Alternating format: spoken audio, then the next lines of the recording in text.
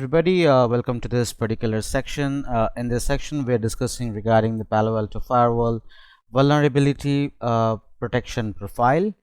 So we will see how to configure that, and we will take some key important points. So regarding vulnerability protection profile, as simple as it is, so it is going to safeguard your network by detecting and preventing any sort of exploits which target any sort of system and application vulnerabilities. It is going to be part of your threat prevention subscription license, and it works by inspecting traffic for any known vulnerabilities based on the security signatures of that particular traffic. Okay, so to configure the Palo Alto firewall to enable this vulnerability protection profile, which is part of the content ID inspection, so let's log into the PA firewall 1.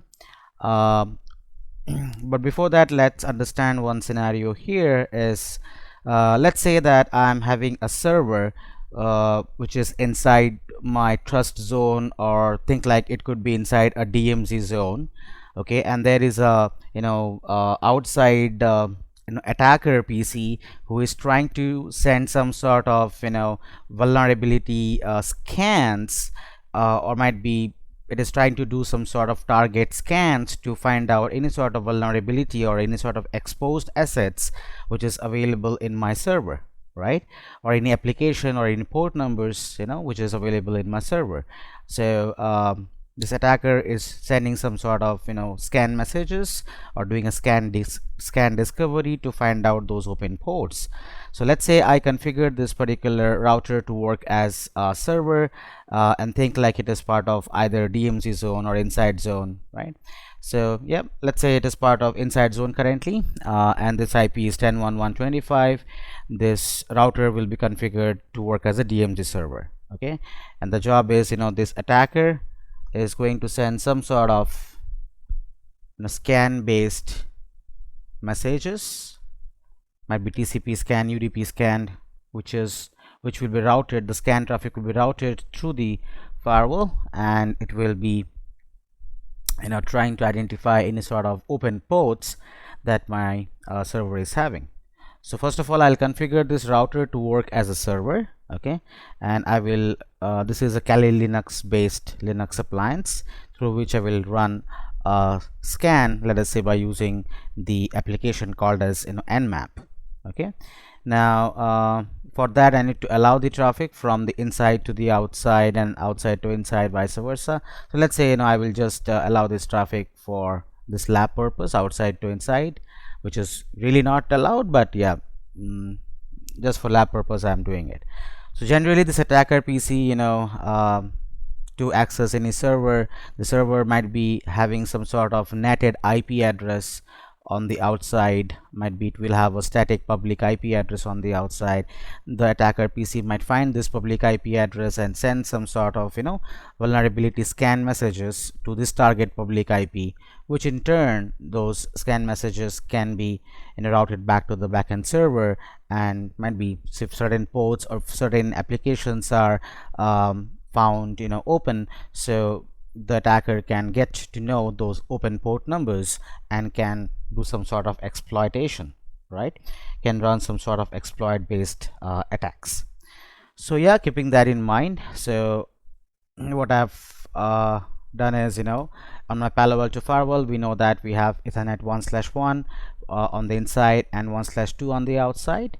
So if I look to my network and to my interfaces, under Ethernet interface we can have 1/1, which is part of the inside, 10.1.1.2.0.1 is the IP, and Ethernet 1/2 is part of the outside, which is part of Untrust, with an IP of 123.1.1.2.0.1. Looks good, and it will have a security policy which allows the traffic from in to out, and let's say I make it as a universal policy, which is universal, and let's say my source zone is Untrust as well. Okay, source address could be let's say on that 123.1.1.0/24 subnet. Okay, the outside subnet. destination zone, let's say I'm adding for both, right? Trust to untrust as well as untrust to trust. Application is any, service URL category is any, action is allow. And we know that on the previous sections we have discussed regarding the antivirus profile, anti-spyware profile, and now we will add this vulnerability protection profile in the mix. So wait for that. So let's make our security policy. So now we are allowing the traffic from untrust to trust zone as well. Okay. Yep, so this is done. And what else we need is this router to work as a DMZ server. So for that, if I look into this router, let's say I change the host name for time being as let us say, imagine this is my DMZ server, or let's say it's my server router. Okay, sorry for that. Host name server, something like that. And interface, it's showing some duplex errors, so duplex full. All right, so let's key in some important commands to make this particular router to work as a DHCP server. So first of all, host name is given, and I can say, hey, you are going to act as an HTTP server, IP HTTP server, and then IP HTTP secure server.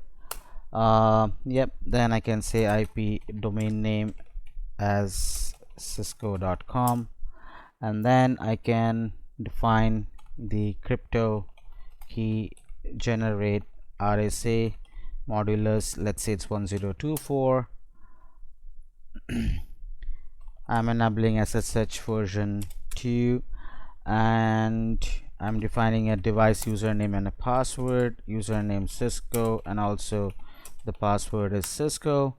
And on my VTY lines, I'll say password on the VTY lines, which is Cisco, login local, and transport input all. Good. And if you see, do show IP interface brief, I have an IP of 10.1.1.25 and couple of loopbacks given to it. So let's save those configuration. So I made this router to work as a server, and on my Palo Alto firewall it must have some route to reach to this loopback, let's say. So if I go to this Palo Alto firewall, under network, under virtual routers, I have a default virtual router where all these interfaces are part of. And if I look for this more runtime stats, under routing information, I see I don't have the routes to reach 11 or the loopback of that particular router 11.1.11. It's not available because I had configured earlier repo SPF and all, but for certain reasons I have to remove it. Yeah, so let's add some static route in the mix here. So let's go to the default virtual router. Let's go to static route. Let's add a static route. So this static route to 11.11.11.0. That's this 11.11.11.0/24.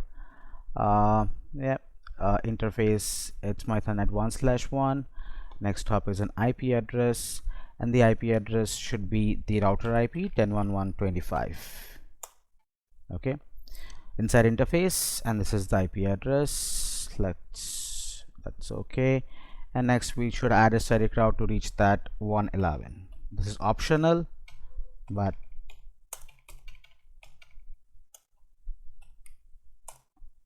okay.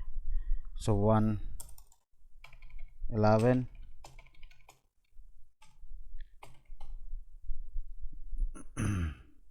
interface is that E1/1, and the IP address would be 10.1.1.25, which is the router IP. Looks good. Click on OK. Alright, so if I look for more runtime stats now, I will see that once it is committed. Okay, so yep, route is added, the policy has been configured to allow the traffic from outside to inside. Looks good to me. So let's go for a commit the changes. Okay, so let the commit happens, and so let's write down some key points, for this particular vulnerability protection profile.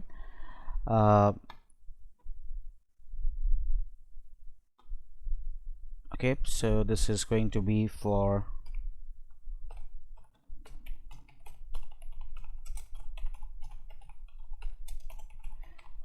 vulnerability protection profile, which is part of your content ID inspection. So as I've told you, it is part of the threat prevention. So threat prevention license. So what it does is it helps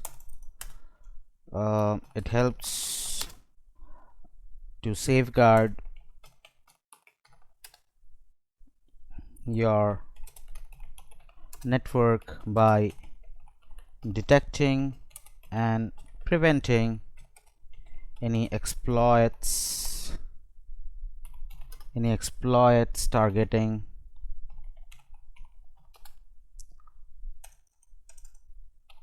targeting system and application vulnerabilities.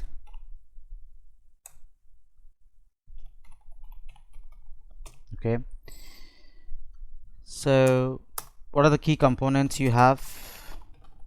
The key components which is part of this particular vulnerability protection profile is, first thing is your severity levels. You'll find that in the lab. So you have the severity levels. Okay, severity levels can be of multiple types. So it could be critical. So basically whenever any vulnerability is detected, then what is the severity level of that particular vulnerability which has been notified. So it could be either as critical or high or medium, or it could be low and informational. Okay, those are the severity levels you have. You can take different action types. So when you configure any vulnerability protection profile on Palo Alto, so if any vulnerability is detected, so what action your firewall can take. So action can be block, where it will drop the malicious traffic. The firewall will drop the malicious traffic. Alert, the firewall will lock the event for any sort of review. It can reset the client, reset server, or reset both. That means it will go and terminate the session. Okay, if any vulnerability is detected. Next thing is allow, so permits traffic, but it will log the event. Okay, this is very condition specific, that for a particular vulnerability, if you allow the traffic, so the traffic will be allowed, but the logs will be created. You can do a lot of tuning, and you can add a lot of exceptions in your vulnerability profiles. So basically you can have customizable policies where you can allow exceptions for any known safe applications. You can exclude certain signatures to prevent any sort of false positives, right? So those actions you can take. And regarding best practices approach, so always ensure that apply different profiles for different security zones. Okay, that's important. Next is regularly update the threat signatures database. That's important. And enable logging and monitoring for better visibility, right? So these are some of the key points that you can take from this vulnerability protection profile. Okay, all right, so yeah, the commit was successful. The route is added. So let's go to that network on the virtual router. If I see more runtime stats, I should see I have the static route to reach 11 and 111 over here. Looks good. So I can go back to the Palo Alto firewall, from the Palo Alto firewall in the GUI, sorry, from the host CLI. So I can try to ping the loopbacks of this inside router, which is, though it's an optional task, but yeah, just try to test it out. So ping host to 11.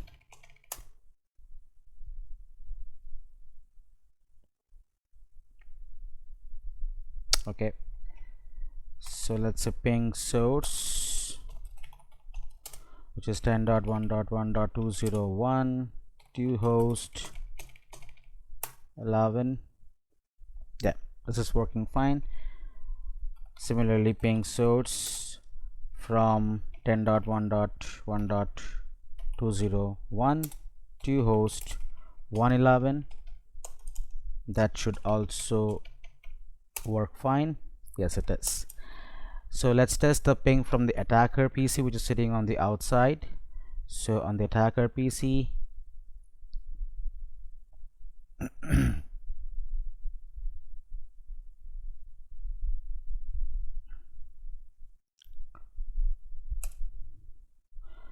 all right, let's log in.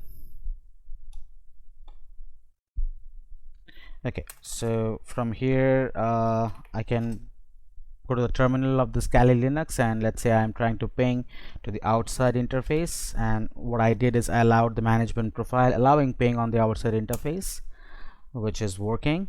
And likewise from here I can reach to the loopback 11 11 11 11. Probably I can reach it. Might not be, because this router should not have a default route back to us. So let's go to that router, do show IP route. No, it doesn't have. So let's say I create a default route for time being and point it to 10.1.1.201. okay, do right, and because of this the pings are now successful.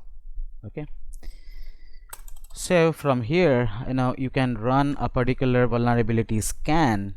This attacker PC can run a vulnerability scan to detect some sort of vulnerability available on that particular inside server. So this router acting as a server, I can find out some vulnerabilities. So what I can do is I can run an nmap scan, right? Nmap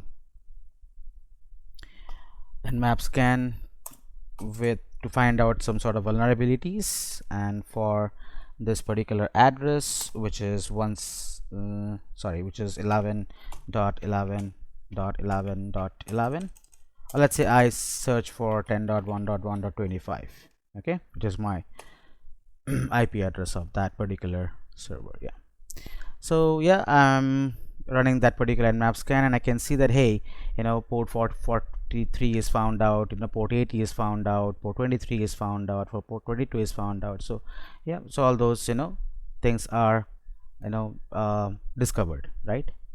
So you can see that, yeah. So it is getting discovered, right? So let's cancel this particular scan. So you can see that so attacker can find out the vulnerabilities available. So let's go to the Palo Alto firewall and stop that. So we can go to the objects, and we can go to under security profile. You can click on this vulnerability protection. So by default you will see that we have got a couple of profiles already created, like strict and default.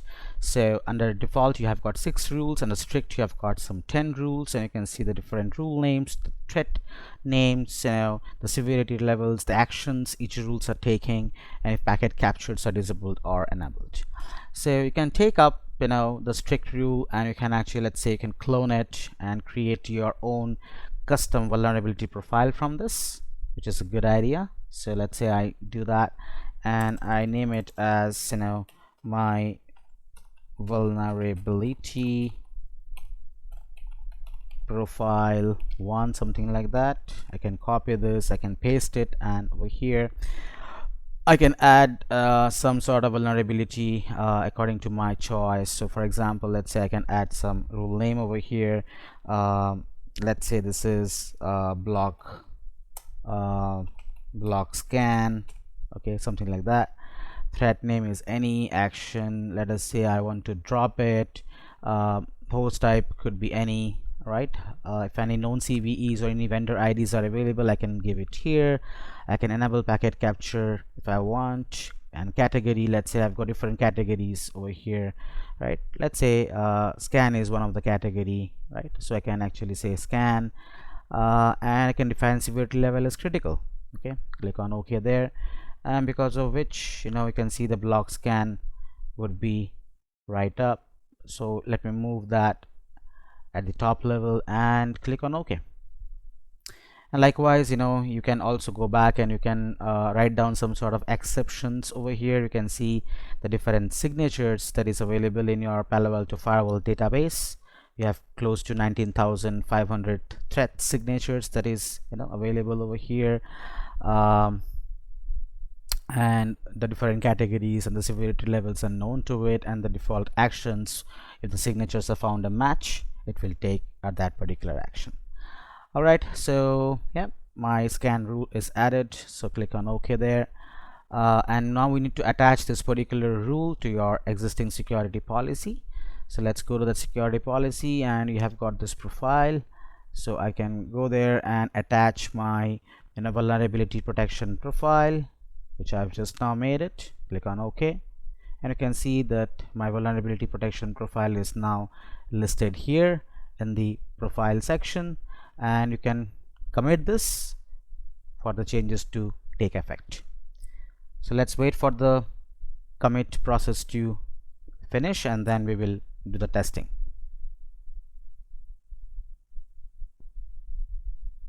Alright, so you can check that the configuration is committed successfully.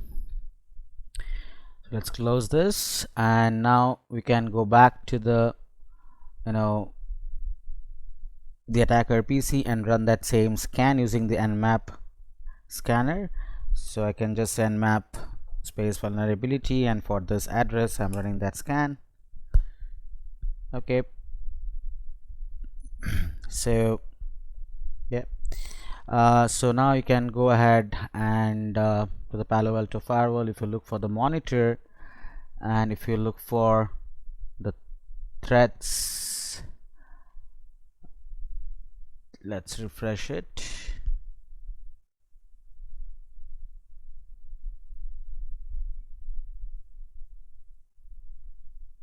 You can see the traffic is arriving from, you know, untrust to trust. Application is shown as incomplete here. You are getting a TCP reset messages. So it has been found out a vulnerability is getting, it's actually detecting, and it is sending a TCP resets, right, to both the client and to the server. Okay, so slowly it will appear here. Yeah, you can see that the vulnerability has been detected over here, right, and it is alerting for certain case, and it is resetting the session for both client and the server.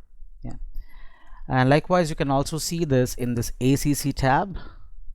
So under ACC tab, under threat activity, you can say for the last, you know, 1 hour or so, you can actually find out some sort of threats activity that has been detected, but it takes some time. So you can also now look into this activity. Okay, all right, I hope it is clear. So you can see the scan is running and it has been getting detected. So let's stop this particular scan. Yeah, it has been detected and it's over. Yeah, so I think it's clear. So you understand, you know, how to configure a vulnerability protection profile. Thank you for watching. I'll see you in the next lecture.